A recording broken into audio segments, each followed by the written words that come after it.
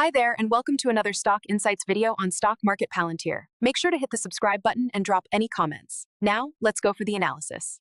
Okay, let's just jump right in. VZLA Silver, ticker VZLA. As of the close of the last session, we're looking at a pretty tight trading range between Canadian dollars 8.29 and 8.55. I mean, the stock has been an absolute rocket ship. You're looking at a trailing 12-month return of over 206%, and it recently tagged a fresh 52-week high of 884. We're seeing this classic, stair-step price action, a rapid run-up, a brief, tight consolidation, and then it looks like it's ready for the next leg up. The chart just looks coiled for a breakout. Yeah, the chart might look like a breakout to a momentum trader, I'll give you that. But to anyone who's looking, under the hood, the plumbing looks more like a trap. While you're celebrating that price action, I'm looking at the market structure, and it looks incredibly complex and frankly, pretty dangerous. We have short interest elevated at, around 8.78%? That's 28.6 million shares actively betting against this exact move. And what's more concerning to me is the opacity of the volume. Dark pool activity is sitting at a massive 46% of total volume. I mean, nearly half the trading isn't even happening on the lit exchange. To me, that doesn't scream clean breakout. It suggests a battleground where institutions are hiding their moves. Or it suggests institutional accumulation. But we can definitely get into the microstructure in a moment. I mean, the central thesis here is just undeniable, and it kind of dwarfs those plumbing arguments. We are in the middle of a silver supercycle with spot prices blasting through $70 an ounce. And in VZLA, you have a top decile asset, the Panuco project. The market is, I think, still pricing VZLA based on old feasibility numbers, $35 silver, leaving this massive hidden value gap between the share price and the reality of a $70 silver world. This is a story of asset quality meeting a huge monetary shift. It's a classic case of being priced for perfection.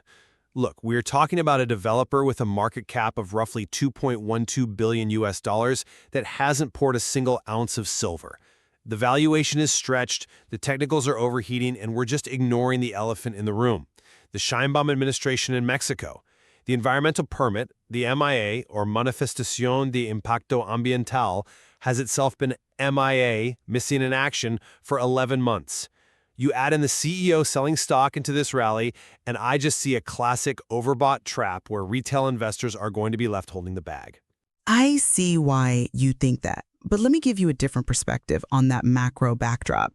We have to start there because without the context of the commodity price, the equity valuation is, it's meaningless.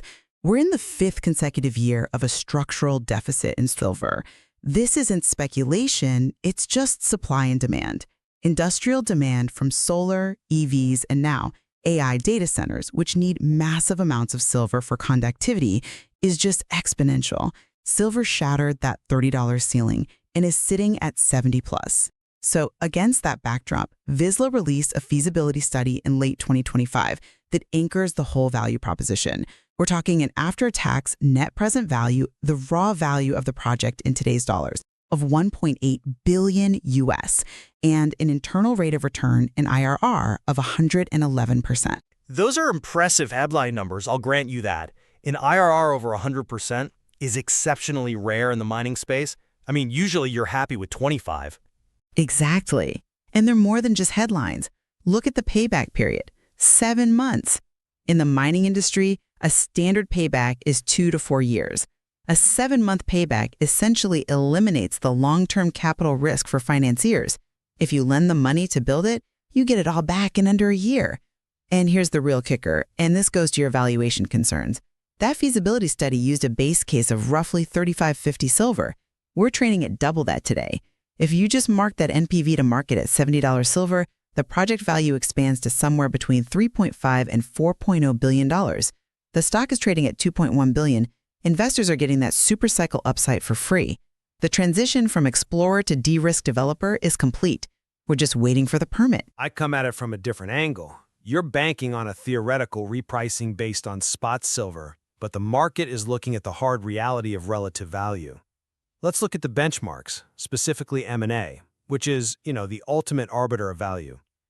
VZLA is already trading above the buyout price of Silvercrest Metals, which Core Mining acquired for about $1.7 billion. And Silvercrest Las Chispas mine was the closest geological analog to Panuco, high-grade, underground, in Mexico. So the market is telling us that a developer, VZLA, is worth more today than a fully built, high-grade, cash-flowing mine was worth just a short while ago. That suggests to me that the easy money has already been made.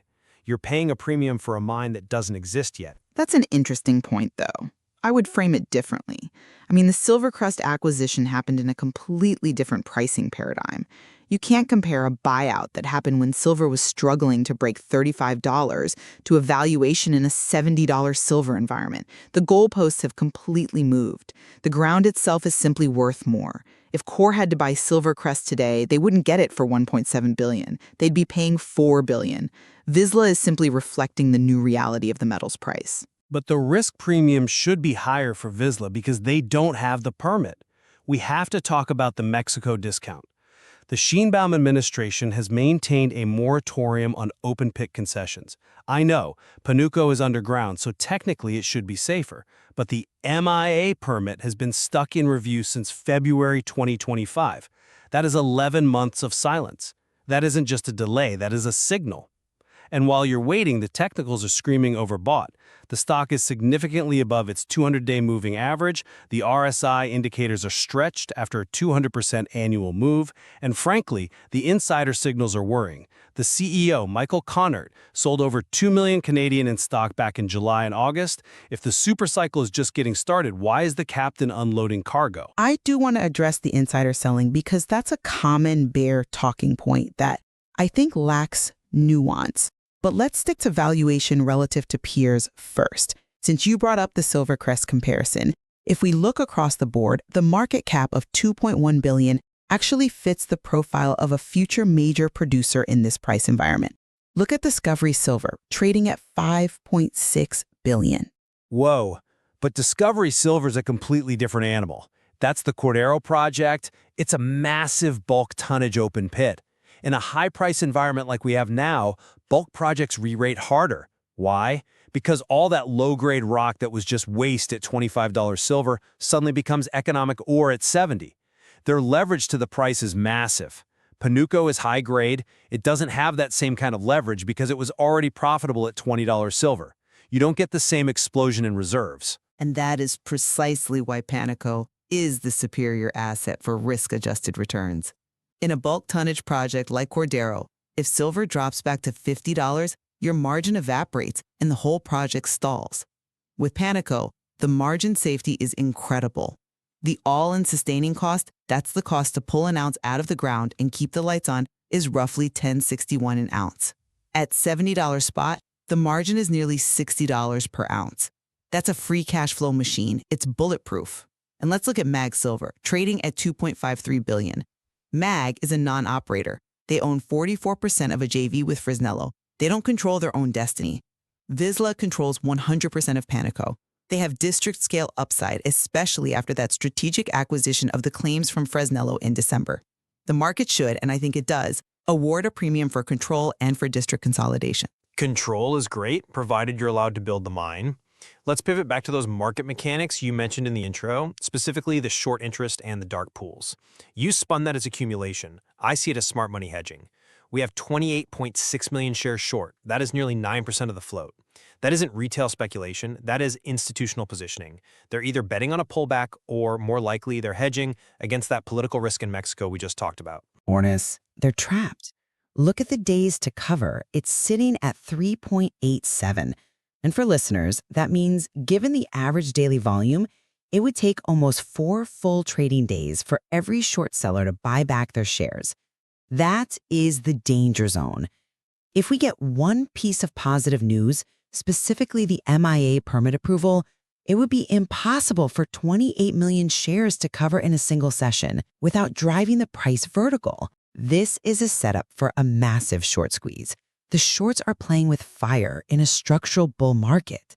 A short squeeze is a speculative mechanism, not a fundamental investment thesis. I mean, relying on a squeeze means you've run out of fundamental arguments. And regarding the dark pool's 46% volume, let's be clear about what that means. Dark pools are private exchanges where institutions trade. You don't dump 46% of the daily volume into a dark pool if you're trying to exit. If you want out, you sell on the open market to find liquidity. You use dark pools to buy large blocks without spiking the price. Big funds are accumulating VZLA because they see the gap between the $2 billion market cap and the $4 billion NPV. They are hiding their footprints while they build a position. There's another signal we need to consider, though, one that offers a more nuanced view of that gap and perhaps explains why the shorts are so confident. Prediction markets. I've been looking at the correlations on polymarket.com to see what the broader sentiment is, not just on silver, but on the whole geopolitical landscape. Well, Polymarket has been heavily bullish on silver prices, trending toward $100. If you follow the money there, it supports the VZLA long case. It has. On the commodity side, the will silver hit $100 contracts are trending yes, and that correlates with VZLA buying. But, and this is key, there is a divergence. There are also prediction markets on Mexican political stability, contracts like Sheinbaum out buy, or specific outcomes on foreign investment mining laws, and those markets are pricing in a very tangible political risk premium. There's a discernible lag. Often, polymarket silver sentiment spikes before VZLA moves.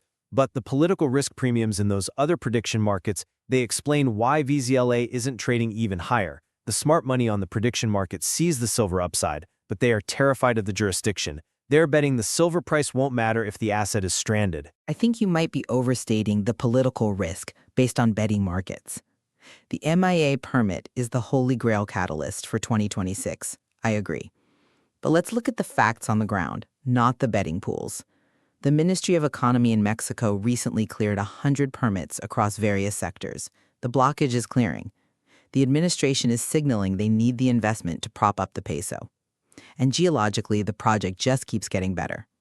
The recent geotech drilling in January didn't just confirm rock quality, it hit 684 grams per ton silver equivalent. That proves the continuity for the underground method. The thesis isn't broken, the bureaucracy is just slow. Delay is the killer of NPV, though. Time value of money matters. If that permit pushes past 2026, the 18 to 24-month construction timeline drags out. You're pushing cash flow out to 2028 or 29. And I have to circle back to the insider selling because you brushed it off earlier. Michael Conard sold over $2 million worth of stock. If the permit was imminent, if he knew the Holy Grail was about to be delivered and the stock was about to squeeze to $15, why sell? And conversely, look at the buying only, about 25,000 shares purchased in November. That is a pretty weak vote of confidence compared to the selling volume. Context is everything. The stock is up 200% in a year. It is entirely rational for a CEO whose entire net worth is likely tied up in this one company to diversify slightly. That sale represented only about 11% of his holdings. He is still heavily levered to the success of the company. If he sold 50 or 80%, I'd be worried. 11% is just housekeeping. And more importantly, look at the corporate balance sheet. They have 200 million Canadian in cash. It is a strong cash position, I'll give you that. It buys them time. It's exceptionally rare for a junior miner. Usually, these companies are starving for cash, constantly issuing new shares and diluting you just to pay the light bill. VZLA doesn't need to raise money. They don't need to dilute shareholders to survive the wait for the permit. They can drill, they can optimize, and they can wait out the administration if they have to, all without destroying shareholder value. That $200 million is a fortress that protects the downside. It's a fortress, sure, but it's also a pile of cash that isn't generating a return if the project is stalled. It's dead capital. Let's talk about where the analysts sit on this because usually they're the ones cheerleading, and I want to see if their models align with your supercycle thesis. The consensus is a strong buy. We're looking at an average price target of CA 976 with a high target of CA $11. We're trading around $8.55 today. So even the conservative analyst models, which are historically slow to update, are showing significantly more upside. And remember, most of those models are probably trailing the move in silver prices. As silver holds 70, those targets of $9 or $10 are going to get revised upward to 12 or 14. The analysts are playing catch-up to the commodity. I'm sorry, but I just don't buy that reliance on analyst targets. Analysts are notoriously reactive. They chase price. They almost always upgrade after the stock moves to justify the new valuation. Relying on them is like driving while looking in the rearview mirror. The reality is that resistance is heavy here at 855 to 884. We've hit this ceiling multiple times. If we fail here, there's a long drop to structural support at $7.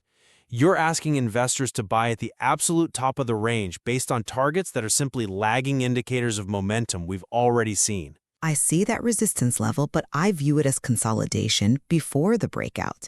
The stair-step pattern has held for 12 months. Every time we hit a new high, we consolidate, the short interest builds up, and then the macro forces a leg higher. The $11 target isn't a ceiling. It's a milestone on the way to the project's fair value, which, as I mentioned, is closer to $3.5 billion in NPV terms. The market can only ignore the fundamental value of the metal for so long. But that NPV is theoretical until the MIA is signed. That is the binary risk. You are paying a premium over $2 billion for a binary outcome. If that permit is denied or even just delayed another 12 months, the repricing won't be upward. It will be a violent correction. That's a compelling argument, but have you considered the M&A angle? We discussed the Fresnillo claims. By consolidating the district, VZLA has made itself the only logical acquisition target for a major looking to replace reserves in Mexico. Majors are running out of silver. They need high-grade, long-life assets.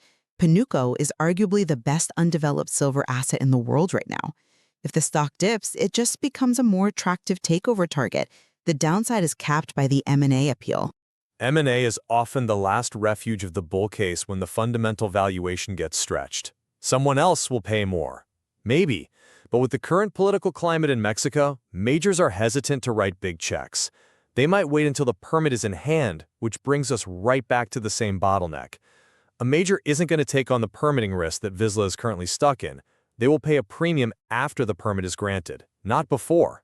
The majors are looking at 20-year horizons, not 11-month permit delays. They know the geology. The acquisition of the Fresnillo claims was a defensive moat, but it's also a signal that VZLA is thinking like a major. They are building a district that will produce for decades. That kind of strategic value outweighs short-term bureaucratic headaches. Okay, let's wrap this up because I think we've outlined the tension here clearly. Look, I acknowledge the massive tailwinds of the $70+ silver price. You can't fight the trend, and the trend is up. But I maintain my caution. VZLA is a battleground stock. You have nearly 9% short interest, half the volume is dark, and you are waiting on a government that has been historically slow. Investors are paying a premium over a $2 billion market cap for a developer that hasn't poured an ounce. The risk-reward at 8.55 is not the same as it was at $4. The easy money is gone. And that is where we disagree on the horizon. The market is pricing the base case, but the reality is a supercycle. Panuco is a free cash flow machine at these prices. We're talking about a 10-to-1 NPV to CapEx ratio. That's unheard of. The lag in valuation relative to the move in silver offers an entry point.